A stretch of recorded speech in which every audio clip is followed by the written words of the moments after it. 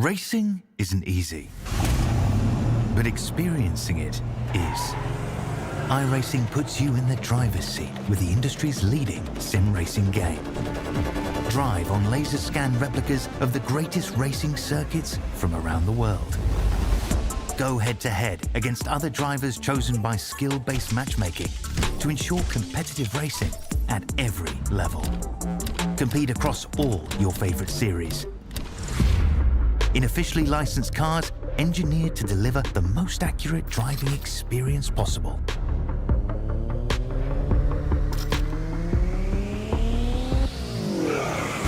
Join a race or host your own with players from across the globe. Race against the computer or in a league with friends. Feel the thrill behind the wheel. Visit iRacing.com.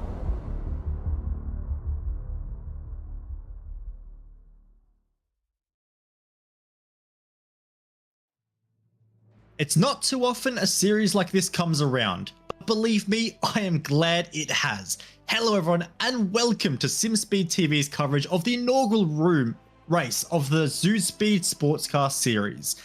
7 rounds spanning several world-class circuits from the legendary Red Bull Ring, a trip to a recently updated Zandvoort with its enormous banking, and of course the obligatory stop down under at Phillip Island.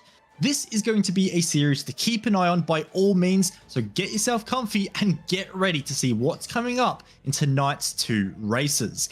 I'm Bo Albert, and alongside me for the entirety of the series is none other than Southpaw racer Reese Gardner.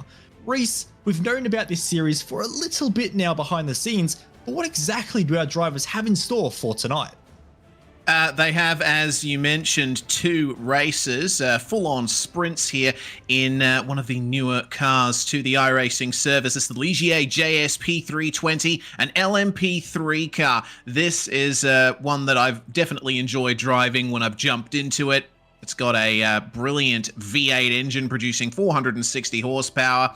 And it weighs less than a ton. This car is used often in the amateur LMP3 category in IMSA racing in the United States, and every single car out there is the same, so certainly should result in some very good spec racing. But the drivers will definitely be expecting downforce, not as much as in higher class cars, but still quite a bit, and a lot of grunt. Yeah, absolutely, and it is a very grunty engine as well, like you mentioned, and I love the sound of it. It's a very distinct note, and if you've ever been fortunate enough to hear one of these things in the real world, boy oh boy, they leave an impression on you every single time they go past. They are a great little car, and like you say, should provide some great racing here at Donington Grand Prix circuit. We'll get a little bit of a scout of where we are exactly, of course, going to the United Kingdom, zooming on in to take a look at this historic circuit that's held many Grand Prix over the years, many events in the British GT Championship, just to name a few. And Reese, it is a track we know very well, but it's a bit of a hard track to pass at the best of times as well. Yeah, very difficult indeed. Like, there's obviously some big braking zones coming into the S's, into the Goddard's hairpin, but Redgate as well, probably a good overtaking opportunity at turn 1. The rest of the track, it's very fast, very flowing. The majority of the track from turns 1 through to 4 actually follows an old carriage track that went through a deer hunting park forest centuries ago. That tells you how old this circuit really is. It's actually the oldest operating permanent racetrack in the United Kingdom since 1931. This has been operating with, of course, a little break for World War II and then reopening in the 1970s. Regardless, it is a challenging track with a lot of elevation change, and I certainly think these cars are going to wheel around it very nicely. Oh, they absolutely will. And well, they're not just going to wheel well around Donington, they're also going to wheel well around many other circuits like we alluded to in the intro as well. Other venues include Circuit Jules Villeneuve, threading yourself through those walls that I feel like get closer and closer every time you race around there. Reese, what's a highlight that stands out to you there? Motorland Aragon, actually. It's a track that was recently added to iRacing. It's something I've been thinking about having in iRacing for quite some time. It's a really awesome track, and we're using the outer layout for that, so we have the full length of that back straight to deal with. The cars are going to reach some insane speeds there. They absolutely are, and it doesn't end there because, of course, that's a very high-speed final corner as well. I can't wait to see what kind of slipstream opportunities we have coming up. But there's a lot of ways that you can make some passes happen on and off the track. One of the things you can win is prizes here in the Südspeed Sportscar Series. Our round winners receive a pair of the Südspeed gloves, which are a phenomenal bit of kit. We'll talk more about them a little bit later, but already I have a recommendation from them. And as well, we're also giving out a Driver of the Day award as voted by myself and Reese, who will receive a Südspeed t-shirt as well, which I think is pretty cool, Reese. Yeah, I think so too. We'll be obviously taking into account how drivers perform throughout the night. And, there's a number of factors that go into how we'll choose driver of the day, but we'll announce it after the final race finishes and before driver interviews. There's also cash on the line as well, 200 Australian dollars for the winner of the series. But we should move forward to the format for round one. We're doing a two-race sprint format for this one, Bo. A sprint and then a feature, so to speak, but just race one, race two. And a reverse top 10 too, which should provide some interesting action. It will, because like we touched on, this circuit not the easiest to pass, so that's going to force some of our front runners to really think about how they're going to attack the race, and as well, how does that impact their strategy? Because, oh yes, strategy is a factor. Maybe not for race one, but for race two, these cars can do about 20 laps on a tank. We're looking at least a 24, potentially 25 lap race in race number two. So how do you do your strategy? Do you go for an early stop? Do you pit it, in the middle to make it a race of two halves? Or do you try and make something happen later in the race as well? Oh, and for a bit more strategy, there's safety cars, Reese. Yeah, safety cars are active in this series, so if there's a big enough incident out on track, then the safety car will be called. That could provide an opportunity for drivers to get into the pits and get their stop done without losing much time relative to the rest of the field. I do believe that it is the iRacing controlled safety car though, so pit road will be closed initially, so we'll have to wait and see how the drivers end up tackling that. Last few minutes of qualifying, it looks like we've got a pretty cool track out there, 26 degrees Celsius. Should be a lot of grip available for the drivers out there. Yeah, and a lot of drivers at the moment are exploiting that grip. At the moment, we take a look at Brandon Grosh, who is currently a provisional pole sitter as we work our way into the final 3 minutes of this session. You can see they're resetting for yet another lap, but a great time that puts him a 1/10 of a second ahead of this guy, Sebastian Vandel, who throws it through the chicane. And that is going to be a talking point all through the night, I am sure. But Vandel, arguably one of the favorites coming into this one in the all-black Ligier there, works his way through this ever-tight final corner. And Reese, these cars do not have the steering lock to really cope with that kind of corner. Yeah, very tight double hairpin combo to end the lap here at Donington. You see that Vandel is winding on as much of the steering as possible, but exploits the curb on the exit of Goddard's, and to the line he will go. That is going to be a new fastest lap there. He puts almost a 10th on Brandon Grosh and goes to provisional pole. Great lap there from Sebastian Vandel. Can see the sectors there. He was consistent across the board. A very nice lap indeed. Kept it clean as well, which is so hard to do through that ever-fast chicane. As we take a look now at the number 14 car of Vinny Nugan as well, who works his way through this next sections of corners. Not the best looking rims, I'm going to say that right now, but nonetheless, very much a part of the color scheme of the car. And he's pushing hard at the moment. Yeah, look at him go, coming out of this Coppice corner and down Starkey Straight under where the old Dunlop Bridge stood, on board through the Melbourne S's. This is a very fast combination and you're barely putting any steering in at all. That used to be a proper chicane. You had to slow right down for it, but recently it was smoothed out and sped up, and of course the drivers will have to be careful not to get too many off tracks going through there because they're dealing with an incident limit as well. Yep, absolutely. Got to be careful of that in the races with plenty of other factors as well as they work their way through the final corner. Just on that onboard shot as well, you saw how limited the visibility in this car is as well. It's very restricted as wow, oh wow, a 23.3. That's a not bad lap time at all. Doesn't improve him on the leaderboard at all, but he is running very consistent laps at the moment. A great effort there. But I've got to say, not many drivers on track in the final seconds of this session. A lot of drivers got their laps done early. Yeah, and it makes sense. Because we're running all of the races in the same server, there's a hard cut to the end of qualifying. Once the clock hits 0, that's it. If you're on a lap, you won't be able to finish it. You'll just be teleported back to the pits. So you have to be about half a minute away from finishing your lap right now if you want to get one more time on the board. Well, we'll see who can make that happen there. As we can see, the 46 works their way through the chicane. That's Cameron Edwards, who is pushing on a lap at the moment. It's going to be very close if he makes it to the start-finish line. This is going to be very close indeed as we look at just 10 seconds to go. But nonetheless, currently sits inside the top 10. And that top 10 is going to be all important with that invert for race 2 if he can finish there across the race distance. But unfortunately, finishing is not what that lap is going to be. Unfortunately cut short, and 10th place is where he'll be starting for our upcoming 15-minute race. Race number 1 coming up, and it's going to be led away from the front row by Sebastian Vandel and Brandon Grosch, who gets the Frog Leap racing car up the front order there. Peter Smith in 3rd position there, just 2/10 off pole, with Sean Bonici in 4th place as well for the 2nd of the Frog Leap cars. Vinny Nugan there, who he saw on board, couldn't improve on that 23-1 in the end. We'll start from 5th with Owen Pyra in position number 6. Moving on down our order as well, we have Brady Baldwin, a regular to the Südspeed broadcast. We'll see how he gets on as he shares the 4th row of the grid with Dean Hunt. Daniel Finney in position number 9, and Cameron Edwards only able to manage 10th place. What can he do in the races coming up? That is the question. Starting out of 11th spot, Andrew Proctor alongside Foster's Sim Racing's Mark Foster.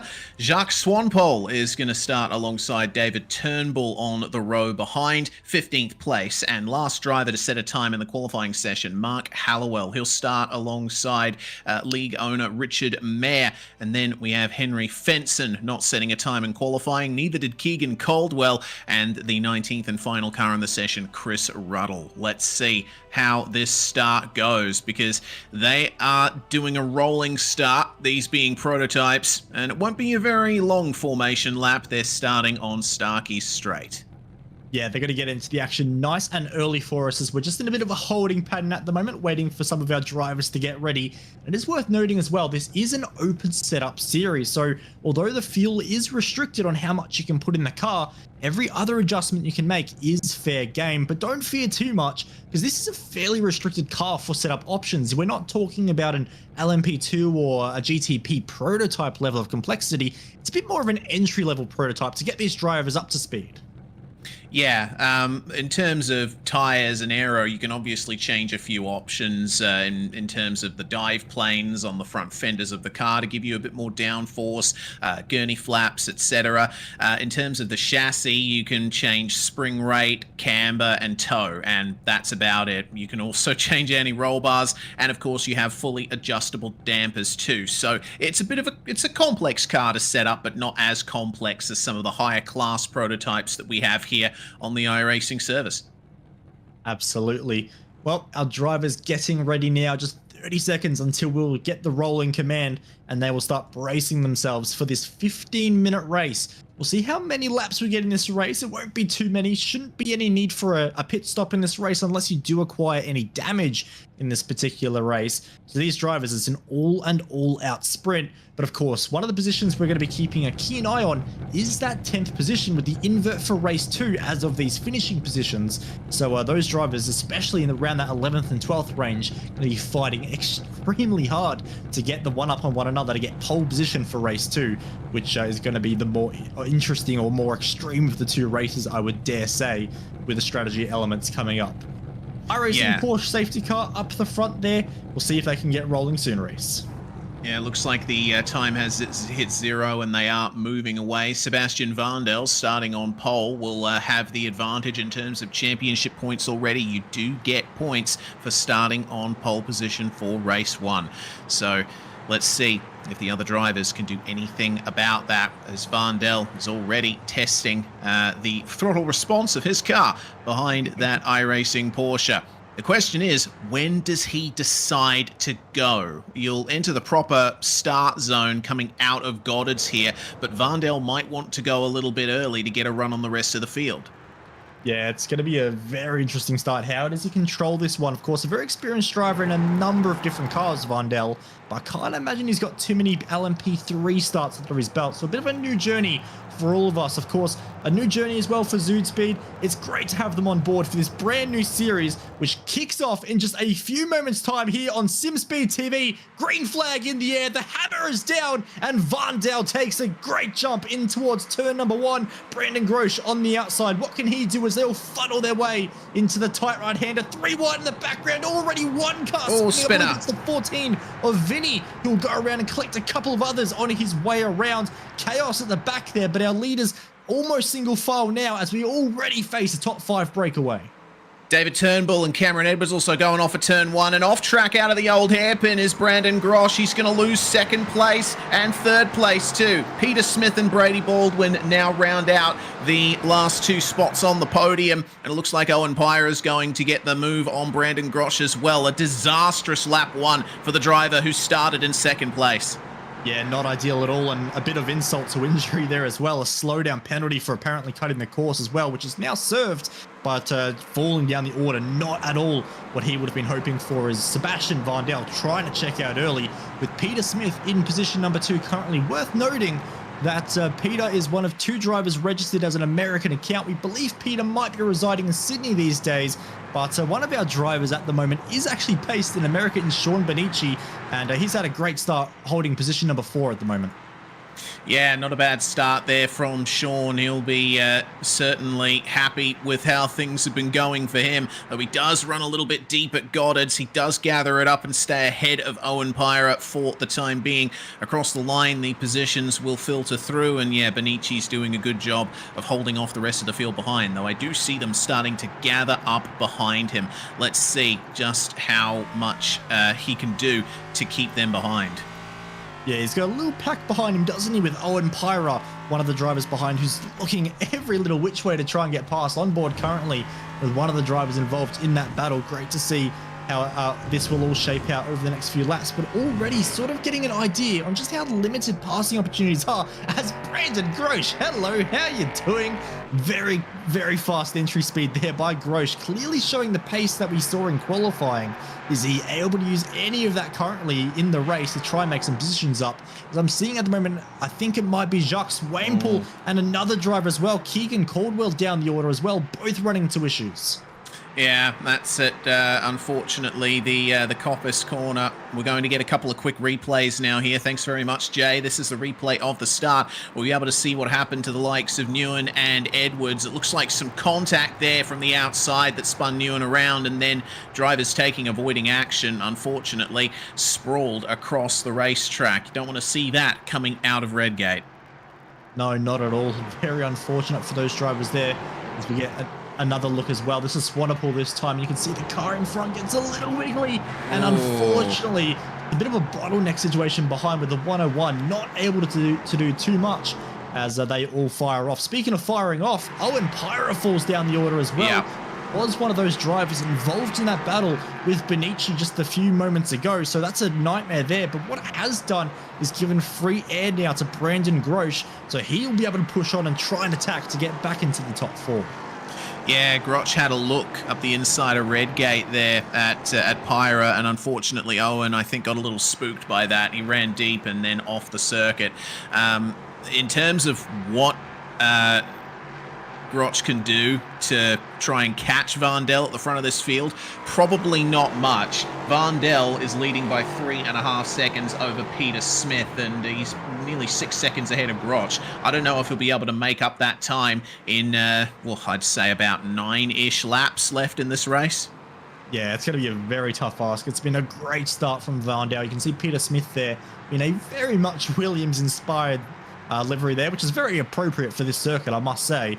But he's under a little bit of pressure at the moment from Brady Baldwin, just lurking behind in the Synergy Sim Racing car, with Benici and Grosch as well, just lurking behind. So this is going to slowly form up, I think, into a little bit of a battle pack here as they funnel their way to start lap number 4. We'll get an eye on lap times, and Peter Smith with a good lap that time, pulling away from the likes of Baldwin, but the rest behind Baldwin all closing in on that Synergy Sim Racing car. Yeah, Sean Benici was 2/10 faster and change than Brady Baldwin. 1 minute 23.59 for him, 1:23.4 for Brandon Groch, who's continuing to try and chase these guys down as they come up to McLean's. This is one of the most difficult corners on the track, in my opinion. Starts out very open and then tightens up in the middle. You can use a lot of that curb, but as we see with the tire tracks, it's very easy to make a mistake through there. Oh, absolutely. You're not a sim racer, I think, at Donington Park if you haven't dipped a wheel into the grass under braking once or twice through that corner. It's just one of those things we all have done at some point as they work their way through this ultra high-speed chicane, and a bit of a better lap this time from Baldwin, slowly reeling in Peter this time and relieving some pressure behind from Benici. And in fact, Baldwin with a very late move under brakes, thought about a bit of a pass there on Peter Smith, but it decided to elect for the safer option this time around. But already, in just a lap's time, we went from Peter Smith maybe able to pull away to all of a sudden Brady Baldwin applying the blowtorch. Oh, and you see there was a little bit of wheel spin there from Peter Smith on the exit of Goddard's as well, so you can see how hard he's pushing. I see that Henry Fenson has unfortunately fallen down the order a couple of positions, back into 13th as well. Might have been a problem further back, but we keep our eyes on Brady Baldwin here as he chases down Peter Smith through the crane of curves, flat out through here, and then just a dab of the brakes into the old hairpin, which isn't really a hairpin at all, and out across the curb. This is a beautiful bit of racetrack, really tests your skill. Oh, it really is. In a car like this, of course, you've got plenty of downforce, so you can take so much speed the entire way through. It is great to see. Might even just turn our attention back quickly to the battle pack just forming behind. Benici and Grosh have closed up quite a bit as well, and we'll see how they get on as they're very close indeed. Brendan Grosh, of course, started in second, already on his recovery drive, and he has set a good couple of laps now, 4/10 quicker than Benici last lap. Here comes Baldwin. Here comes Baldwin. Bad run for Peter Smith through the S's and up the inside. The Synergy driver will go. And it looks like he's just managed to pull it up there on the apex bone. It looks like a big move there by Sean Benici, defending from Brandon Groch behind as well. This is getting a little bit crazy. Yeah, this is kicked off all of a sudden out of nowhere. As you can see around the outside, there is an attempt, and he's going to do it as well, Izzy. That was a great mid-corner speed, a bit of a slide from Benici, and that's going to murder his exit speed. And that's where we say hello, Daniel Finney, who is going to go sailing on past as well. And unfortunately for Benici, it was a great initial part of the lap, but then in the final phase, 2 positions lost and falling down to 6th. Thought about fighting it back there on Daniel Finney into the crater curves, but couldn't quite do it. But that's a nightmare there. And once again, we see Brandon Groch getting an easy pass and able to work his way forward as well. Oh, no. Easy. Dean Hunt catching the grass on the exit of the old hairpin. He does manage to avoid the tyre bundles. Good thing there's a lot of space, a lot of runoff around this place. Unfortunately, it is slippery grass, and that's a big loss there for Dean Hunt, who falls outside the top 10. Yeah, that's a nightmare moment there, and it's such an easy mistake to do. You can see he's just going to run ever so slightly wide, dip a wheel in the grass, and the car says, see you later, and spits him around. Unfortunate moment there, and unfortunately, it'll be a long recovery drive from there for Dean Hunt. See, they're already back involved in a battle pack with the likes of Andrew Proctor and Mark Hallowell as well. So good on them to be able to have a battle on. And in fact, I've just realized as well what that position means. That's position 10. That's our invert.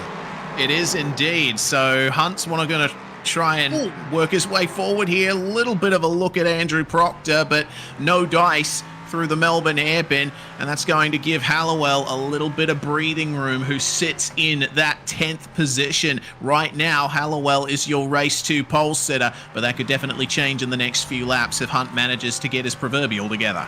Absolutely. That's definitely a battle to keep an eye on over the next coming laps. So we'll see how that one shakes out as we continue to work our way through the field, as the front runners at the moment have all somewhat settled down, apart from Peter Smith and Brandon Grosh, who has closed up rapidly. He is flying along at the moment. In fact, for the first time I think we've seen all race long, Sebastian Vandel, not the quickest driver on track. That honor does go to Brandon Grosh, so plenty of speed there in the 22 car, just needs to keep it on track.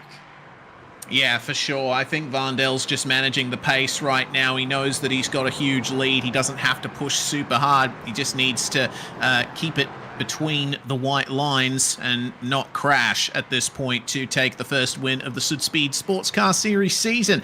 Grotch, on the other hand, he wants to try and get on the podium. He wants to try and make up for his mistake on lap 1. And Peter Smith is putting on a stalwart defense on him. Absolutely no way through at the moment. They are battling very well at the moment. A little bit of a slide there at the mid corner for Smith, but doesn't seem to hurt his exit speed too much. One battle behind though, side by side. That's Finney, who makes up another position, or in fact maintains the position on Sean Bonici. So those guys continued their little fight as well, with Bonici having a very exciting race so far. Yeah, Bonici, he's been up and down a little bit, hasn't he? Started in 4th and now back to 6th, trying to break back into the top 5. Finney has been one of the big gainers in this field. He is up 4 spots into that 5th place. Biggest gainer through the entire field, I'm not sure. Oh, there's been a change for 10th. Hallowell's fallen behind Hunt and Proctor. I'm not sure why, but it looked like a pretty big dip.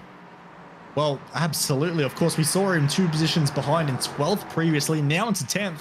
Definitely a lot of action going on. So let's take a little bit of a look on the Südspeed replay and see how this has taken place. And you can see a big dive at the penultimate corner. Slots it up the inside, and the car ahead just ran a little bit wide there. That was the driver of Vinny Nugan, and he just didn't quite meet the apex how he would have liked, and will work his way through as well. So great little battle pack there.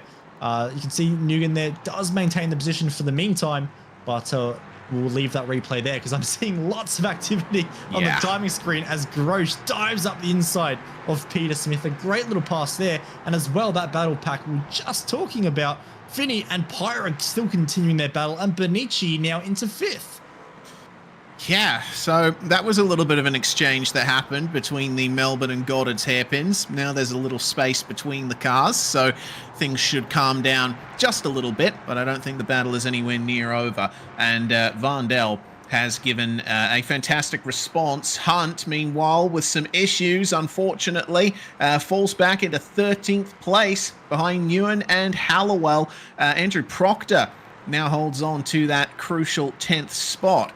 Let's see what happened here to Dean Hunt as he comes into Goddard's. Oh, he was just too deep and I think turning in too early. Rear end of the car went on him. It's easy to do in a car like this. Yeah, absolutely. And one thing that's been talked about by a lot of iRacers in this car is that downshift from 3rd to 2nd gear in particular. The car loves to compression lock up on you, and it really throws the car around. I wonder if that's what's happening at the moment to Dean Hunt into that particular corner. Of course, that is a very slow speed corner, so 2nd gear does sound about right, and the car very easy to lock up the rear there, so maybe just falling foul of that. It was something iRacing, I believe, worked on improving in a recent update, but I believe the traits are still there, so something these drivers really have to watch out for in those slow corners is Seb Vandel. Not too many worries in that car, hey Reese? No, in fact, to finish my point from earlier, he took the fastest lap back on the previous lap, and by some margin too. 1 minute 22.079 is the current quickest lap. 2 laps to go. It looks like Vandel is really stamping his authority on this series. Yeah, absolutely, in race number 1. But what he's going to do by leading this race from the front is he's going to turn his race 2 into a very interesting race indeed, starting down in 10th place. So we'll see how they can go from there, as Owen Pyra in that battle at the moment still fighting with Nugan. We'll see what he can do as they work their way through this little section where you just can't find a way through here. There's not a big enough braking zone. No, that entire back section of the track, it is possible to make passes, but you got to be pretty much alongside the car you're attempting to get by. And you can snatch a little bit of slipstream here down Starkey Straight, but again, short braking zone for the Fogarty S's. You have to rely on a mistake from Finney at this point, and it doesn't look like it's going to happen at this stage. Well, I'm sure they'll keep on fighting over the coming few laps as our race leader will take the white flag this time around. 1 lap to go for Sebastian Vandel. No pressure on his shoulders. The same can't be said for Brady Baldwin, who has Brandon Grosh hunting him down with the flag in the air. What can he do? And if there's any little mistakes from either of these guys, hello, Peter Smith, We see you lurking in the background, as well as Baldwin wide at turn number 1. Doesn't get the drive he would have liked. That's going to compromise him slightly. Not enough to open up an opportunity for Grosh unless he's ultra brave. But nonetheless, our crack starting to show for the Synergy Sim Racing car as Grosh works his way. Carries so much speed through the fast right-hander. So this is the question for Groch. Can he recover back to his starting position of second? Oh, he has to back out a bit through McLean's. And it looks like Baldwin has the space he needs to at least defend for a few more corners. Finney and Pyra are battling hard as well. They've continued to change positions for 6th and 7th, but Finney is staying ahead for the time being. Here he comes. Brady Baldwin trying to go defensive, trying to break the slipstream. It's worked. It has worked, but for how long? Big braking zones coming up, and not just one, but two. Very defensive goes Brady Baldwin. He's going to push on all he can. Almost locks the rears, but meets the apex as well. Great effort there, but we turn our attention to the 58 of Sebastian Vandel. He takes the flag in race 1 of the Südspeed Sportscar Series. Race number 2, position number 2, I should say, not sorted by any means, but Brady Baldwin will bring it out of the final corner to take P2. A great effort from 7th on the grid with Brandon Grosh. Unfortunately, that early mistake does cost him a second, but a podium still a great effort as battles continuing to rage on.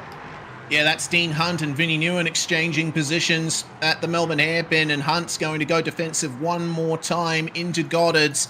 Newen can do nothing to overcome that, and so Dean Hunt will eventually recover to finish in 11th, which is probably not what he wanted considering he started in 8th. But man, what a race this has been. A couple more positions up for grabs here. Henry Fenson up the inside of Cam Edwards at Goddard's. This is almost going to be a dead heat to the line. Oh my goodness, this is close, but it looks like Edwards is just going to hold on. Great little battle there, and it shows no matter where you're fighting in this series, there is a battle to fight by all means. Well, I'm a little bit worried now because I thought that was going to be the karma of the 2 races. If that was the karma, I cannot wait for race number 2. Can Sebastian Vandel go from 2? Well, we'll find out soon. He wins race number 1 from Brady Baldwin and Brandon Grosh, who rounds out our podium. A great drive from Peter Smith and Sean Benici, who make up our top 5. Daniel Finney, a very good battle in the end, which included the likes of Nugent and also Benici as well. He finishes in 6th. Owen Pyra in 7th. Buck Foster in 8th. David Turnbull 9th. And Andrew Proctor gets the all-important position 10, which becomes pole for race number 2. Yep, Dean Hunt will start in 11th spot for race 2 with Vinnie Newen in 12th. Hallowell, Swanpole, Edwards and Fenson are the rest of your finishers. And I have to say, at least in the case of Hunt, Newen and Edwards, big drops from their starting positions for that first race. So they will be on massive recovery drives. We might see them try something different on strategy in race 2. Yeah, I think they might. Of course, there is only a 4-lap window of fuel we think these drivers need, so plenty of options available for them. But there's also options available for our viewers as well.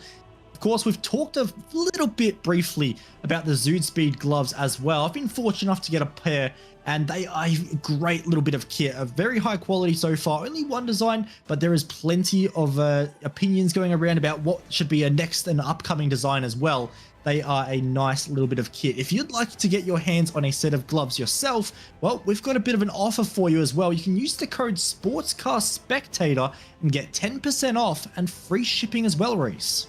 Yeah, that's a great deal for some very fine sim racing gloves from Südspeed, and I definitely am looking forward to receiving my pair in the mail. Can't wait to give them a test on my rig. This has been fantastic so far. I think a really well organized series, and it's definitely a lot of professional organization and racing too. Let's see what the points structure is like here. Well, 43 points will go to Sebastian Vandel for that race 1 win. Race 2 is worth almost double the points, so we'll see how much the standings get jigged around there. Yeah, I'm sure it's going to be a lot of chopping and changing, especially with that invert. A lot of drivers will be out of position as well. So that'll be fun to see how they're going to sort of judge that and how aggressive you want to be. But of course, basically based off the finishing results there is our championship standings as things stand. And you might be wondering, Sebastian Vandel has more points than I thought. Well, that of course goes to qualifying points as well, Reese.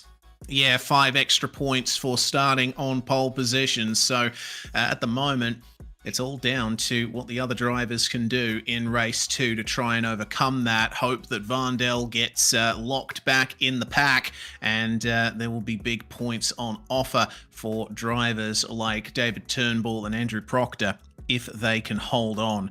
I've really enjoyed this so far, Bo. We're only one race in, and I think the hype for this series is already paying off. Oh, absolutely. And I think it's a great series. It's got a lot of potential. Like you said, the organizers behind it are putting a lot of effort into this. They're already showing they're very professional in how they go about it. It's just going to go from strength to strength as well. And of course, there's lots of spots available at the moment. So if you are watching this at the moment and you have an iRating under 3,150, then get yourself involved. It's a great series, and I think it's only going to go from strength to strength in the near future. That's another thing we've not spoken too much about so far, Reese. There is actually an iRating cap for this series. So what we're going to do is actually condense our field a little bit more, but it does mean the skill spread should be a lot more condensed. Yeah, certainly. A double condensation there. Of course, LMP3 is an amateur category in the real world, and this goes some way to replicating that. So we won't be seeing any, 4,000, 5,000 iRating drivers jumping in and completely dominating. I think it's worked so far. Sebastian Vandel aside, the racing has been incredibly close. Yeah, it absolutely has. And well, yes, we've seen that Sebastian Vandel has plenty of pace when he's out front, but I feel like that pace is going to be a lot harder to use when starting position number 10. It's going to be a long drive through the field for Vandel, and we'll see what drivers can do to try and stop him. Of course, one of the first drivers Vandel would have to pass is Brandon Grosch, who did have some very quick lap times there as well, who I think is sort of shaping up at the moment to be the early contender to try and challenge Vandel. Yeah, I think so, but he'll have to work out his lap 1 gremlins. Look at those conditions, by the way. For race 2, we're going to be dealing with a slightly cooler track, 23 degrees Celsius. The tires will be cold here at the race 2 start. So considering Grosch's issues, lap 1, race 1, they might get a little worse for him. But we're flicking over now into race 2. The top 10 invert is active, and so that means Andrew Proctor is going to start on pole position alongside David Turnbull on the front row. Mark Foster and Owen Pyra will take up a row number 2. Daniel Finney rounds out the top 5, starting alongside Sean Bonici, another member of the Frog Leap Juiced Racing team. Peter Smith will start alongside Brandon Grosch, and then we have Brady Baldwin and Sebastian Vandel rounding out the top 10. What kind of fight back can we expect from those two? Oh, I think there's going to be a big fight back, that's for sure. I can't wait to see how they work their way through the field. It's going to be so good to see as we take a look at the rest of our drivers. Dean Hunt and Vinnie Nugan as well there on row number 6. Mark Hallowell and Jacques Swanepoel, what can they do? Of course, incidents early on in race 1, fighting the comeback in race 2 with Cameron Edwards and Henry Fenson, and of course Keegan Cadwell as well, all going to be fighting their way through. It's going to be great to see how this all shapes out. This is going to be a very exciting race. I can't wait to see what the invert produces as our drivers get ready and rolling for race number 2. Yep, they are indeed rolling behind the pace car. And this turn that they're negotiating at the moment, the Fogarty S's, I mean, they're going to have quite a few more opportunities to make mistakes through there. Those curbs are flat, Bo, but they do have some hidden pitfalls, as do many of the curbs around this track.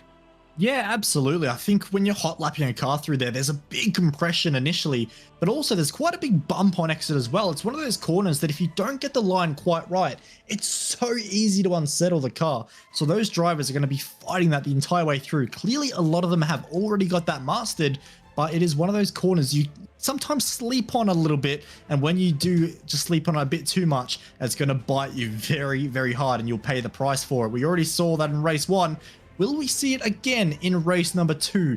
The grid is in control by Andrew Proctor. What can he do? He puts his foot on the loud pedal, and already we are up and away. I think that's Brady Baldwin, very aggressive in the background, but he won't be able to challenge the lead. That is all Andrew Proctor's. Second place. Looks like it may even go to Mark Foster. Great start there as the rest all try and follow their way through. It is double foil down the hill, high-speed section. Who has the guts and glory to push the pedal harder to the floor than the rest? Can see already some drivers understeering, almost causing collisions, but thankfully, so far, so good.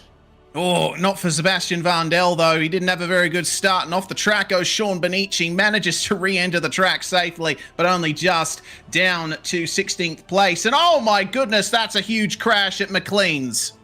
That is indeed. You can see two drivers falling down the order there. I believe that might be David Turnbull and Daniel Finney as well. A disaster there. Oh, and a disaster. Our pole sitter off the road as well. That is not at all what they would have wanted. Mark Foster leads with a great margin of over a second over Brandon Grosh, who started 7th. Yeah, fantastic fight back there from Brandon Grosh. Unfortunately, Vandel didn't have a very good run through the Craner curves. He was boxed in quite a bit, but he's already making up spots. He's up to 5th place already. And have a look at how much Grosh is closing the gap here on Mark Foster. Look at this racing as well, coming down through the hairpins. This is fantastic. Already the end of lap 1, and I'm seeing positives and negatives in the numbers on the timing screen all through the field. Absolutely. I think we've got a race on our hands. That's what I'm thinking at the moment as Mark Foster does lead. But yeah, look at the battle pack behind. It is going to be a very difficult mission to try and hold on to that for our next, well, allegedly 33 minutes by the looks of it. So this is going to be great to see how this all shapes out. Brady Baldwin currently in position number 3 has a big train of cars behind, which stems from the likes of Pyra, Vandel, and Nugan behind as well. But let's take a look at some replays from lap number 1, where it all got a bit chaotic there. You can see the 69 car there, and the other drivers in front all fighting it out. You can see the frog leap car of Benici off the road. Causes a bit of a checkup, but then what happens up here? Just a bit too late on the brakes, and nothing the 702 could do there. Yeah, unfortunate for Daniel Finney there, going into the back of David Turnbull. The racing does continue, though, up the inside of the Melbourne hairpin. That is the number 25 of Owen Pyra. He is rapidly defending that 4th position that he started in. Pyra is literally the only driver in the field to remain in the position he started, and it's on for the lead as well. Groch with the over-under coming out of Goddard's. Let's see what he can do. Outside for Redgate, Foster on the defense. It's a long way around the outside there, but is he potentially thinking over-under? I think he is with that kind of a line, but Mark Foster gets a great run, holds on to his track position, and should be able to maintain that all the way down the hill. But the pressure being applied early from Groch, I think there's a bit of a sense of urgency from Groch here. He knows Vandel's coming, and that could be a great opportunity, as in the grass goes Foster, and that is an open door for Brandon Groch to run away now in the lead of the race. Brady Baldwin launches onto the back of the number 50 car as well, and Pyra and Vandel coming in the background as well. One driver that's not going anywhere, unfortunately, was Vinny Nugan off the road at turn number 4. Yeah, he's got a mechanical black flag as Vinny, and unfortunately it looks like he's gone head on into the tyre barriers there, so we might see a safety car from this. He remains at a standstill on the exit of the corner. Brilliant job from Mark Foster to continue to hold on to a position in the top 5 as we check out what happened to Nguyen. Unfortunately, just caught the gravel on the exit, and the yellow flag has been called because of that.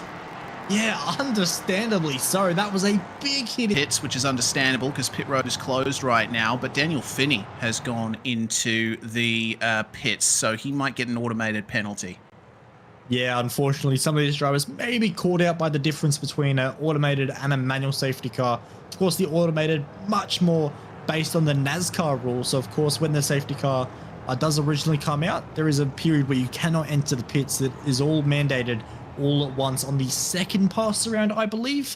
So that's when these drivers may end up taking their strategy. But what this does is it potentially puts some of our drivers in a bit of a box. Of course, the best time to take a strategy or pit stop is actually under safety car. So Brady Baldwin, Brandon Grosh, those sort of guys we expect to be at the front running group, including Vandel, they're all going to be forced onto the same strategy. So for the likes of Vandel, who wants to make some passes happen, he's lost the chance at an undercut here. Yeah, he has. Well, I think we're going to see pretty much a deadlock throughout the field here in terms of strategy. I would expect them all to come into the pits now. We do have to take into account the fuel tank cap.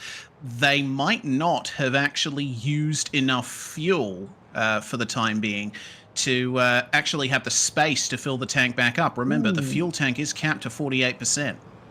It would be extremely close. We're seeing fuel burns around the region of 2.4 to 2.5 litres a lap. And from my estimates, we're looking at roughly 12 litres we needed. Now, of course, we wouldn't have burnt 12 litres so far. So yes, absolutely, you wouldn't be able to put enough in. But now the question is, who gambles on how many laps or how many laps of fuel this safety car is taking out of the equation? We could end up with a fuel save race here, Reese.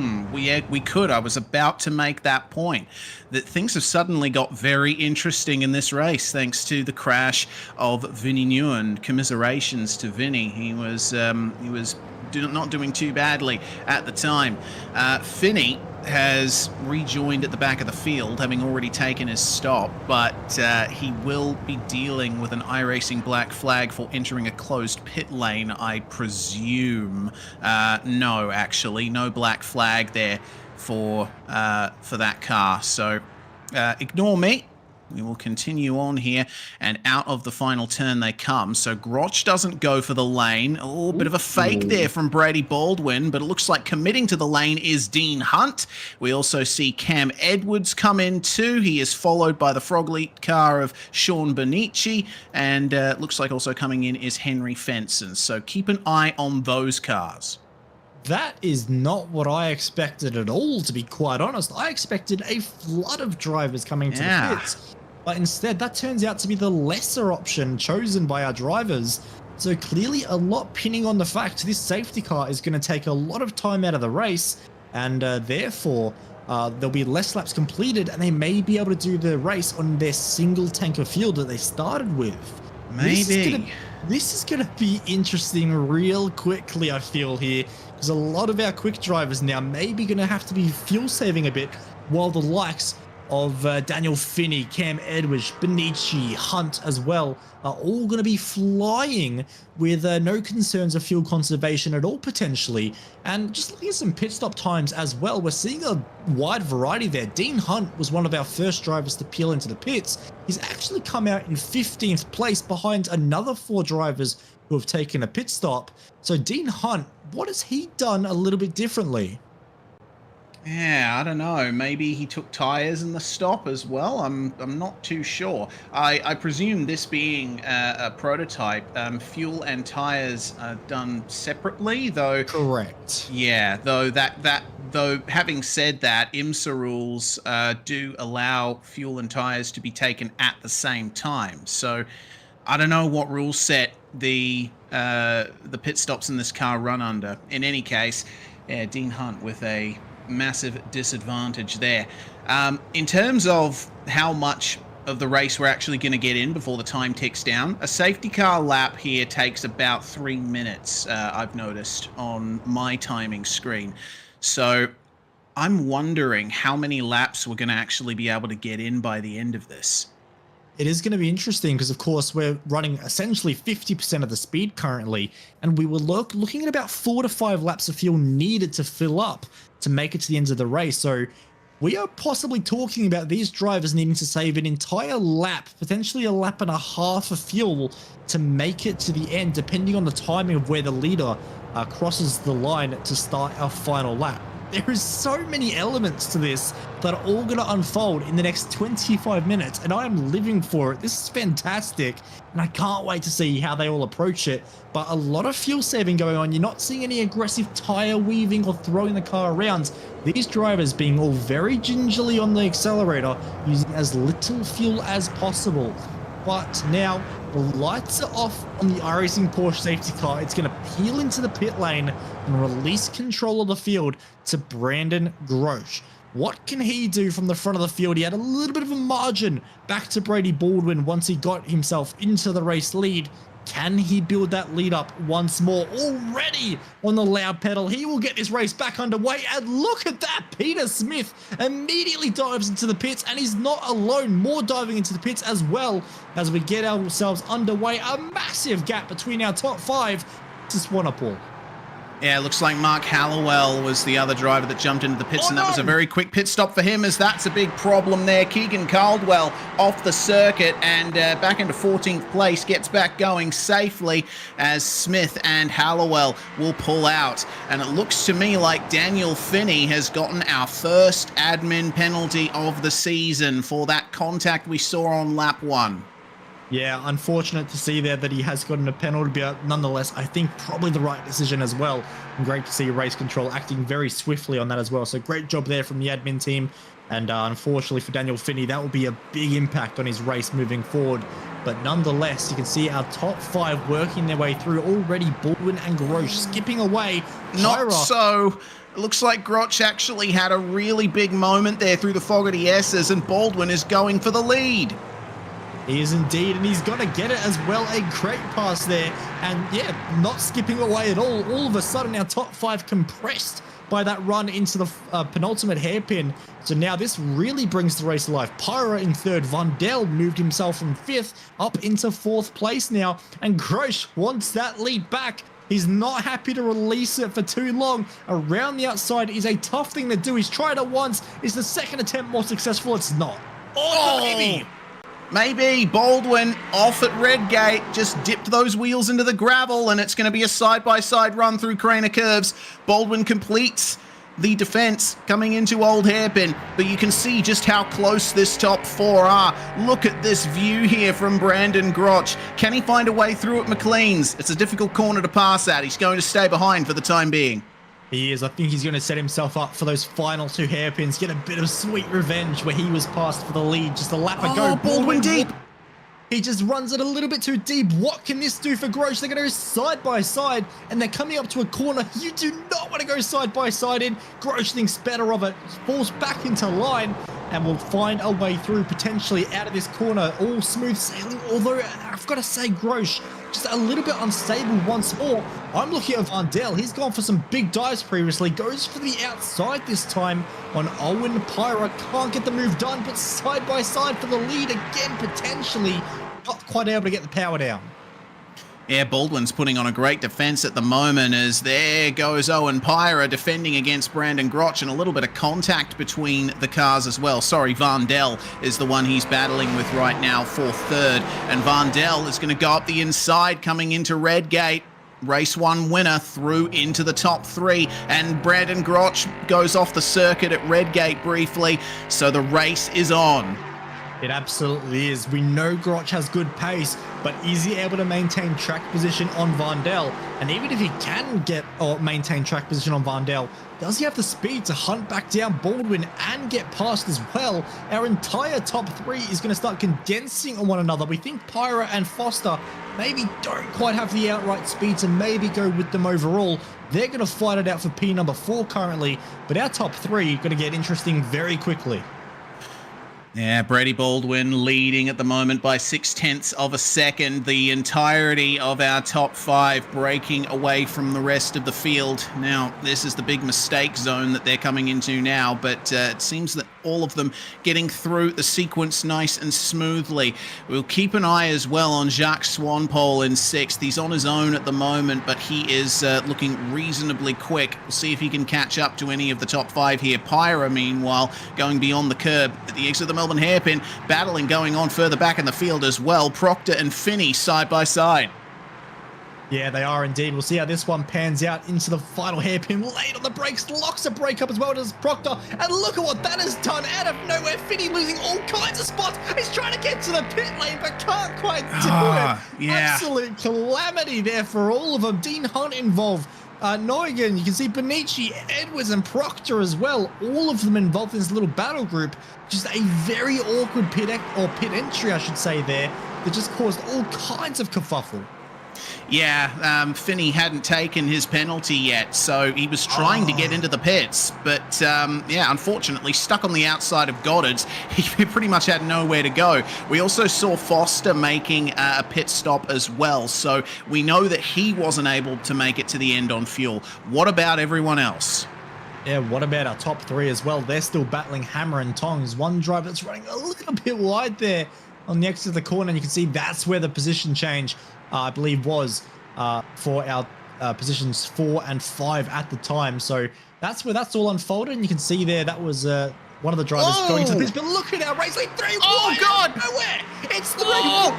Dell on the outside, you've got Baldwin in the middle and Groch on the inside. Almost contact as Groch sends it up the inside, gets the position done, and Vandel thought about it as well. So our top 2 invert, Vandel can't get a move done, but now look at Baldwin. He's looking racing towards turn number 1, looks to the inside, late on the brakes, can't quite do it. Is that going to compromise his exit for Vandel? Not quite. What did we just miss, Reese? Oh, goodness me. We missed this on the bottom of the screen. So Baldwin with a reasonable exit, but it was really happening between Vandel and Groch. And Groch going massively defensive, which turned into a dive for the lead. And Baldwin was like, okay, I'm just going to put the power down and go up the middle here. This was all kinds of crazy. So late on the brakes there by Groch. You can see Vandel thought about sneaking past both, but just got squeezed out. Oh, Baldwin's off! Baldwin's off the road at turn number 7, I believe that is. That is so unfortunate. Oh, what's unsafe re-entry! Oh, that was so close with Swatter. Lucky to avoid contact, but our race has been turned on its head as Groch almost throws it off the road as well. This has gone crazy. Yeah, unfortunately, Baldwin, it looked like locking the rears over the rise, coming into Coppice, unfortunately. He's trying to get back past Swanpole. We'll see how this happened from the perspective of of Brady Baldwin. And yeah, that was pretty typical thing you can see happening in prototypes. If the brake bias is too far to the rear and you go over a rise in a braking zone, that's what happens. Bo, I think I'm going to need a triple bypass after this one. I don't know what I need, but I know it's absolutely more extreme than I can ever possibly imagine. Our race lead is still going to fight it out, though, between what we would argue at the moment is our 2 protagonists for the series. Great pace from both.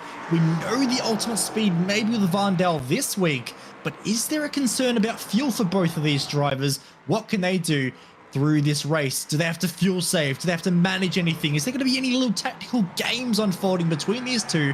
Because there is still an entire 17 minutes left in this race, more than the entirety of race number 1. Yeah, still a long road to the end of this race.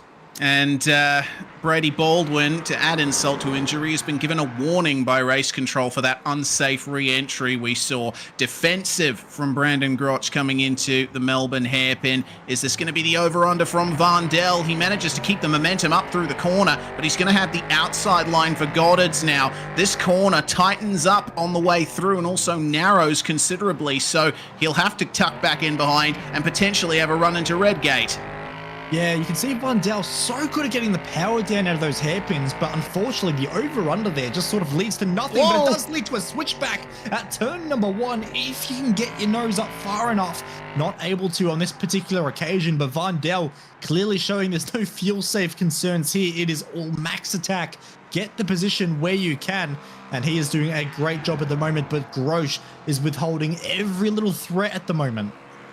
Let's see what the live points are at the moment. That looks like a very close gap between Vandel and Groch at the front of the field. Baldwin, of course, losing out on points, having battled for the lead and now down in 4th, chasing down Owen Pyra, who I have to say, oh no! Oh, dearie me! Oh, rejoin! Oh, easy does it. Oh, that was so close. Great reactions from Owen Pyra, who now settles into 2nd place. But look at the championship standings in real time. It can change that quickly. And out of nowhere, Sebastian Vandel has gone down from championship leader down to third in the race. Already looking racy though, trying to find a way past the 25. But I think really he needs a moment to settle down, just collect his thoughts. That was a big moment. Yeah, Owen Pyra got super lucky there. Goodness me. Looks like he's managed to escape damage for the time being, but wow, for a driver who was, you know, in the middle of the top 10 in race 1, just putting in a really good drive consistently to finish in 7th, now Pyra sees himself in contention for a podium, and Vandel might go for it. We have drivers in the pits meanwhile, Swanpole and Proctor. Yeah, you can see they're into the pits now, so plenty of strategy unfolding there, and they're involved in a nice little battle, which included the likes of Cam Edwards and Sean Benici as well. And what are you seeing, Reese? I see a crash for Henry Fenson. Not so much a crash, but a spin. He caught the inside at Goddard's and spun around. So he's managed to get back going again. But unfortunately, that's big positions lost there for Fenson. Still 4 up from where he started. Yeah, always going to look on the bright side, that is for sure. And I'm sure he'll be doing just that, as, yeah, we can see most positions gained does go to Cam Edwards at the moment, who's in this great little fight with Sean Benici and Dean Hunt as well. And Vinny Nugan as well in the background lurking as well. So great to see them all fighting it out. But my word, what a couple of laps we've had. I'm just going to take a little bit more chill for the next little bit, try and recover, as we might even take a look at exactly what went wrong for Sebastian Vandel. Oh, looks like the same thing that happened to Baldwin. The car just got unstable over the crest of the hill. Not as much time lost as for Baldwin, but for that unsafe rejoin, Vandel has also been given a warning by race control. Yeah, I think that's probably about right. If there was one for the previous incident, it's only fair to keep it consistent. So great to see from race control there. Laying down the law nice and early, because rejoins are one of those things that doesn't matter which side of the fence you're on, you hate to see them all go wrong. And just a bit of patience can always save someone's race. But at the moment, Sebastian Vandel trying to recover his race. He was the favourite coming to this one despite starting in 10th. Now lunges it up the inside of the 25. Room given from Owen Pyra. And I think more than anything, that was self-preservation from Owen to get ahead of the way and just hope that Sebastian Vandel would not cause any carnage on the way through. That was a big lunge at a place you don't see passing. Yeah, for sure. Looked like a very big move, but Pyra was putting on a fantastic defense up to that point. We got to give someone a t-shirt after this race, Bo. We have a Driver of the Day award to give, and there's already plenty of contenders. We were thinking about Vandel and Baldwin potentially, but I think we might have to add Pyra to the shortlist as well for that fantastic defense. Well, he's definitely been involved in plenty of highlights, that is for sure. He's provided so much entertainment. It's been great to see. And even in the midfield, some of our drivers have put on great displays as well. So definitely not short on candidates at the moment, so to say, as Cam Edwards, Sean Benici, Dean Hunt, and Vinny all continue their battle as well. It's great to see them fight it out. Positions 6, 7, 8, and, well, Vinny, of course, a lap down. I keep forgetting after his incident that brought out our safety car. But he's fighting his way into the battle anyway. Yeah, that he is. This is a nice little pack. Looking for last few positions in the top 10. Benici will be hard on the defense here because Dean Hunt is trying to work his way through. Tell you what, here's an interesting stat for you, Bo. Dean Hunt started in 8th for race 1, finished 11th. Started 11th for race 2 and is now back in 8th. This is too much to process. Net zero. He just loves those positions. I think we don't even have to ask him what his favorite numbers are. I think we've already got this worked out. But yeah, nonetheless, just shows the ups and downs and rise and fall this series has produced so far. As you can see there, Vandel continuing to work his way through. Wasn't actually the quickest car on track that last time around. That honor went to Brandon Groch. So Vandel's gonna have to work for this. We're looking at about 8 laps remaining, so we'll see how this all goes. As I'm seeing a lock up at the hairpin arch, just Keegan Caldwell getting out of the way for our drivers through. Great to see that respect being given. Yep, good stuff there from Keegan, recognising that there's a battle going on for these positions, and he might as well let them all go. Benici has managed to gain a little bit of time on Hunt and is still chasing down Cameron Edwards, who's had probably the biggest fight back in this entire field, up 11 positions to, no, that's 9 positions up 9 places to 6th spot. Remember, he had a torrid race 1, was involved in one of the lap 1 incidents, and it looks like he's gotten his night back on track very nicely.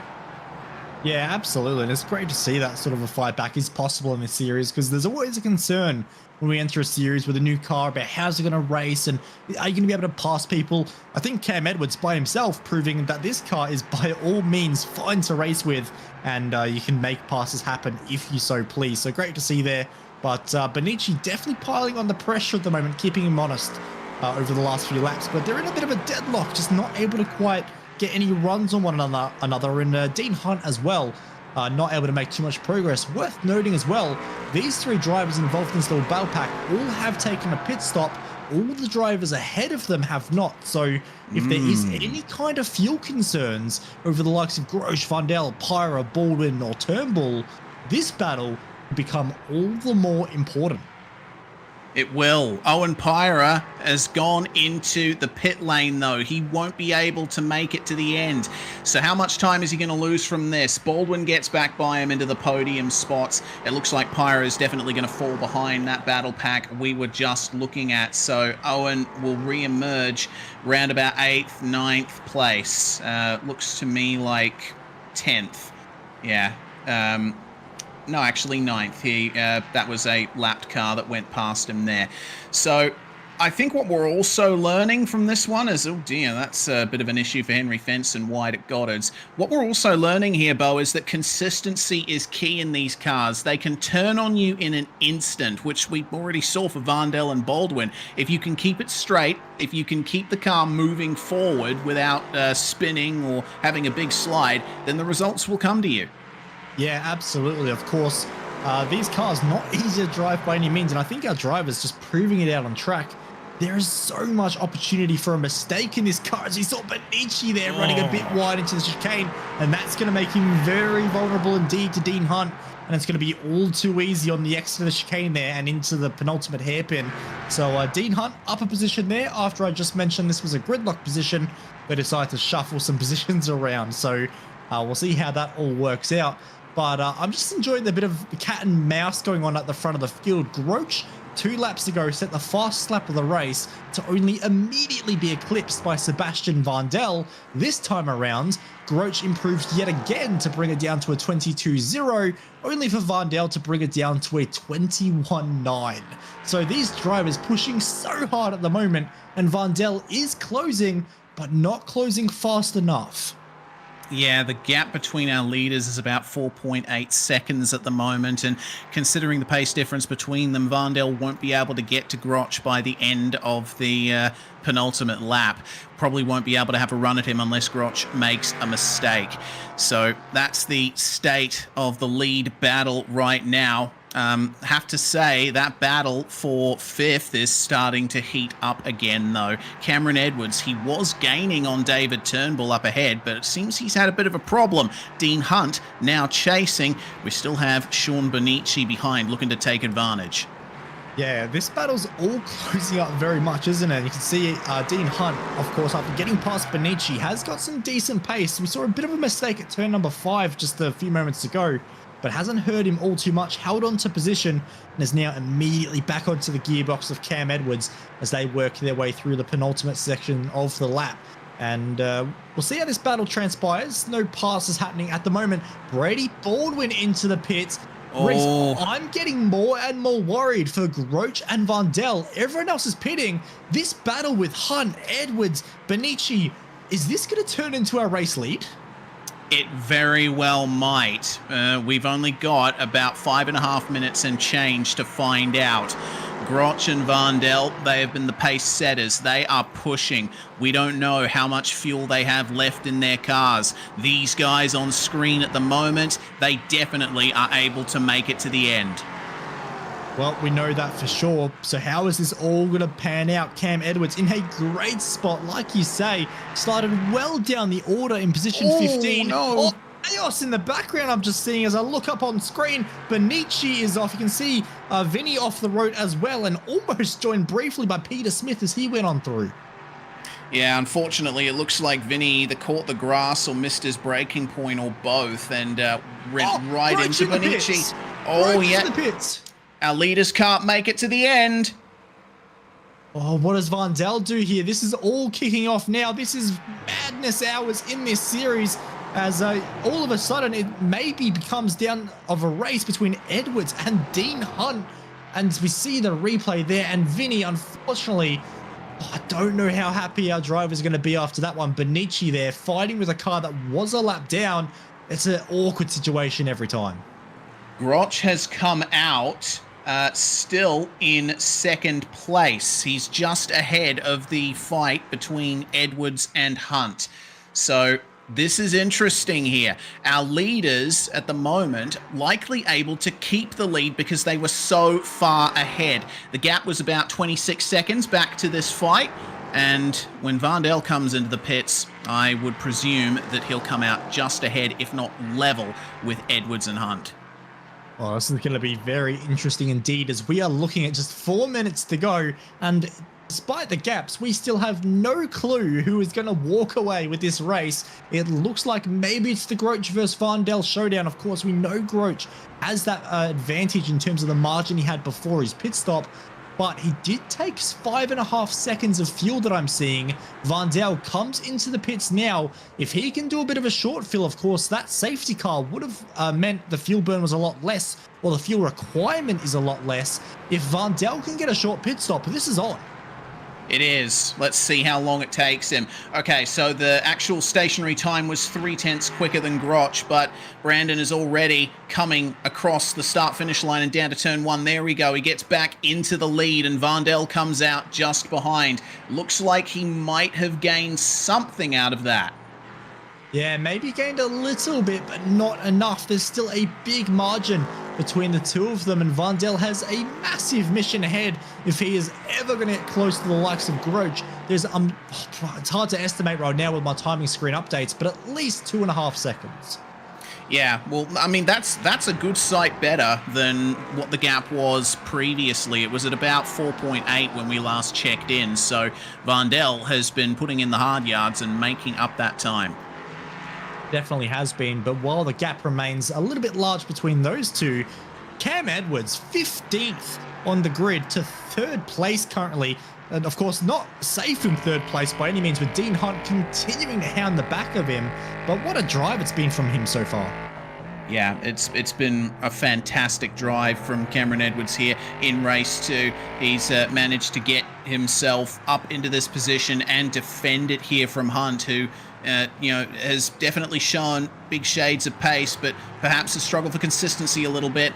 A bit of a wide exit for Cam Edwards, but sometimes the wider line is your friend out of a hairpin. You can get on the power a little bit quicker, carry a little more momentum. Just a few laps remaining in this race, and for the time being, it is on. Mark Hallowell pulls out of the throttle and lets these guys go as defensive for Edwards into Redgate. Yep, definitely making it a very wide number 46 Ligier at the moment as they work their way through turn number 1, down the fast run, down the hill into the crane of curbs. Dean Hunt not quite able to position the car where he would have liked, but you can see how he's just looking at every little opportunity. He runs a bit wide out of there. That's not going to help him by any stretch of the imagination. But Cam Edwards has a massive mission coming up to try and hold this off as they work their way through the middle section of the lap now. And again, you can just see the 47 car has a little bit more pace than the 46 car, working their way through this long right-hander. Great corner from Cam Edwards, extends the gap ever so slightly. Yeah, he did cut the inside of it a little bit, which set my spidey sense tingling that he might have gotten a slowdown, but it looks like he's avoided it for the time being. Brandon Groch versus Sebastian Vandel. The gap has closed. 7/10 taken out from the last time we checked in on it, so it could be on for victory here in the final few corners. Let's see what Vandel can do to chase down Brandon Groch. Let's see what Dean Hunt can do to chase down Cameron Edwards for the final spot on the podium. They are still neck and neck. I've seen Edwards defending every single braking zone, and it looks like Hunt has actually lost some time. The gap has increased, and now Owen Pyra could stand a chance at P4. Yeah, definitely could. It's all closing up very quickly between these guys on the final lap, so opportunities running out very quickly. We'll go split screen for you guys. Keep an eye on your leader at the top and your battle for position number 3, 4, and 5 down at the bottom as well. You can see great few quarters for Cam Edwards. He is running away with this. Dean Hunt slowing. Is there a fuel concern on the 47 potentially? I think there is. He is losing a lot of time very quickly, and Owen Pyra getting very racy behind. And you saw just the exit speed difference was massive between the two cars there as they work their way through this ever-ending long right-hander, work their way through. But at the moment, Dean Hunt doing just enough to hold on to it. And speaking of holding on to it, Brandon Groach, our race leader currently, with just one corner to go. We thought maybe he was the person that could stop Sebastian Vandel.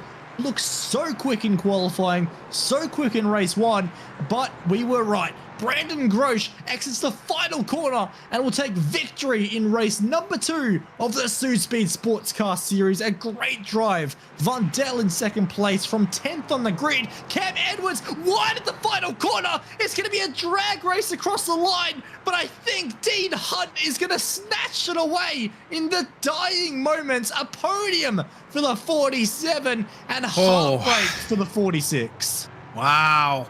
Goodness me. Edwards was still defending hard. We'll see how it went through the final 2 hairpins for these two. Hunt went for the move, and Edwards locked up all on his own. He was able to maintain momentum on the exit of the corner, but you'll see as they come up over the crest coming into Goddard's, Hunt just gives him a little bit of a tap, which sends him wide, and that is what decided the podium position.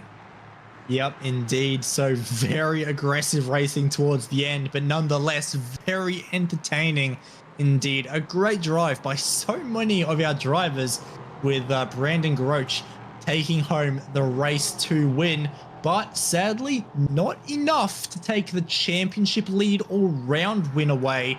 A great effort from Sebastian Vandel. He will walk away from round number 1 as our championship leader, but you have to imagine he'll be a little sad he couldn't go back-to-back as he finishes second to Brandon Groach this time around. Dean Hunt steals a podium at the tying corners there ahead of Cam Edwards, who drove a great race, with Owen Pyra rounding out our top 5 as well.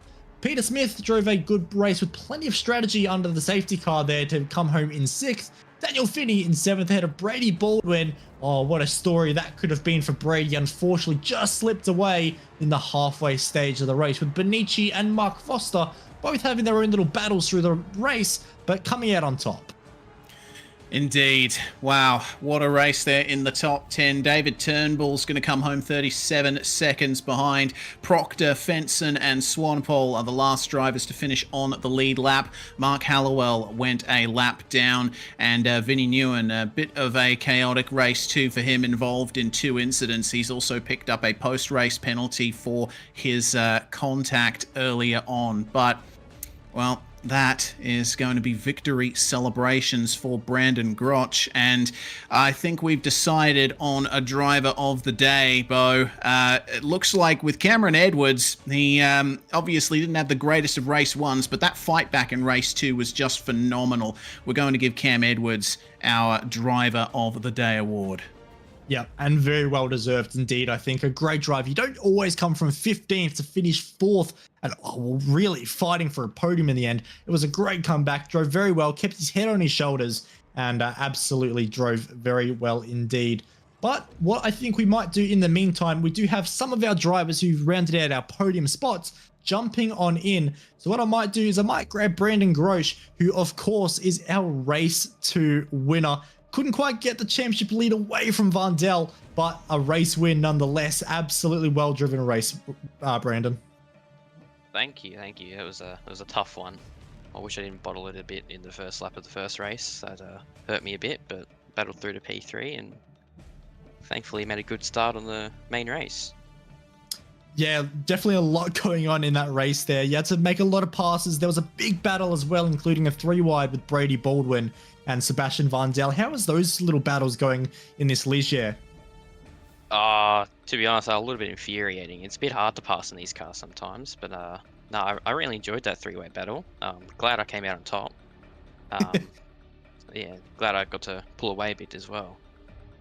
Absolutely. There's definitely going to be a good season shaping up between yourself and Vandel. Of course, we do head to plenty of exciting tracks across this season. Next up is Montreal, Your thoughts heading into the Canadian Grand Prix circuit? Do you reckon you can get the one up on Varndale there?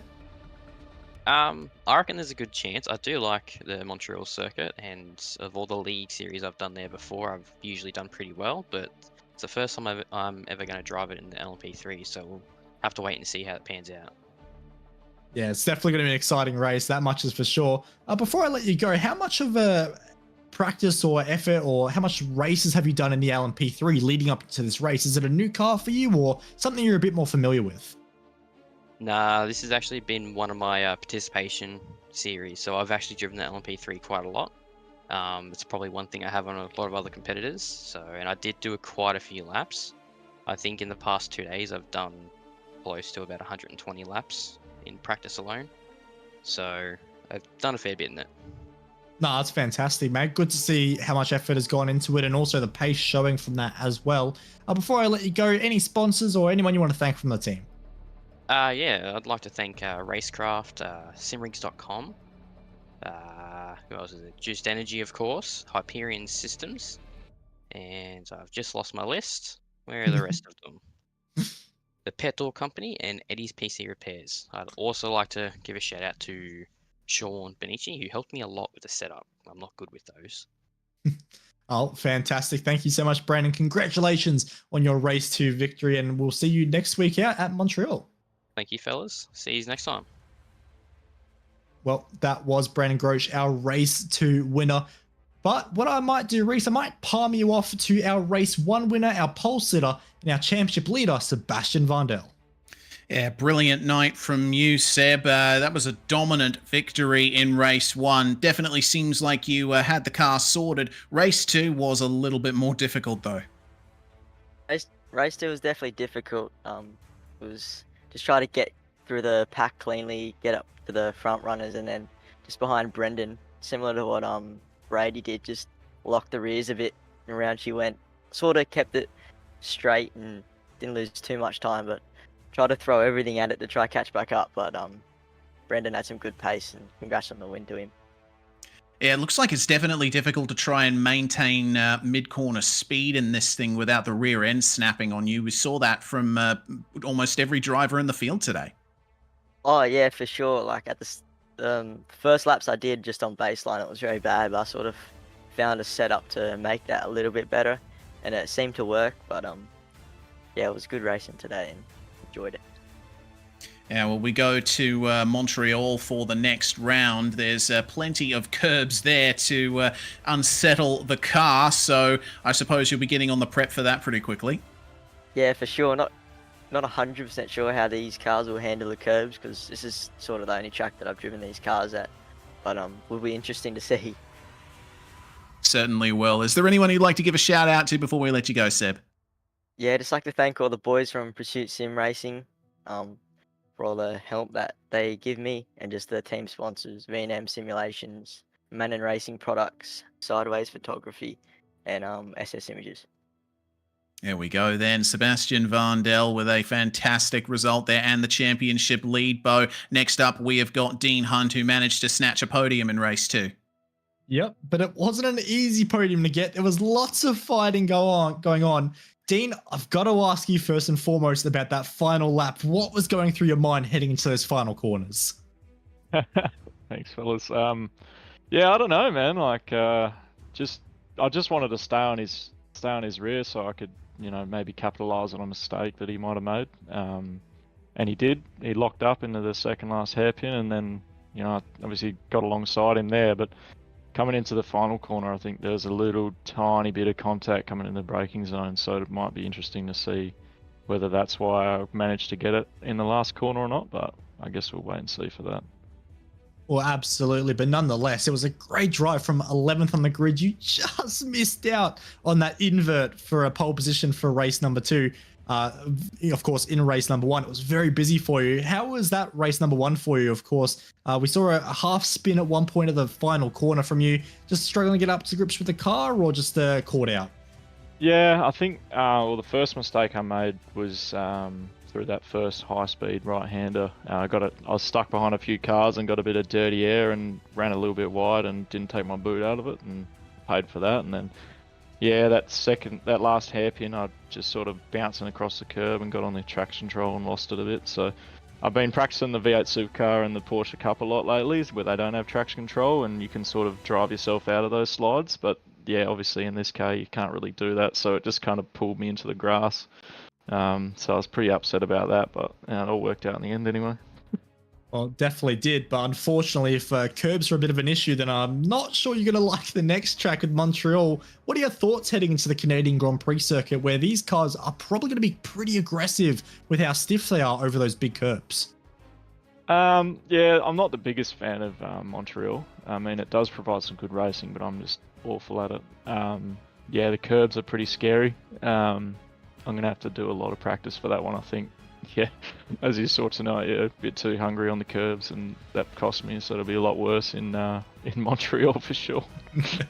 Well, nonetheless, if it's a track or you've had a couple mistakes tonight and you can still walk away with a podium, I think you've done a great job, mate. Before I let you go, is there anybody you'd like to thank?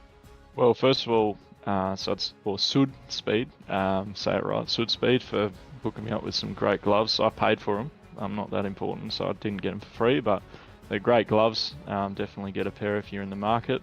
Obviously my teammates for tonight, and then obviously our sponsors as well. So Juiced Energy, Simrigs.com, Racecraft, Hyperion Systems, the Pet Dog Company, and Eddie's PC Repairs. Obviously you can't really run a team without the sponsors. So. Well, beautiful, Dean. Congratulations once more on your podium in race number 2, and we'll see you in a fortnight's time at Montreal. Thanks, fellas. Have a good night. Well, that was Cheers. Dean Hun as well. So that is our top 3, and you can see on screen how the championship shakes out. And, well, it's the 3 drivers we just spoke to. Van Dal leads by just 6 points over Brandon Grosch. We said potentially they were our 2 protagonists, already shaping up very nicely, Reese. Yeah, indeed. Only 6 points between our championship top 2.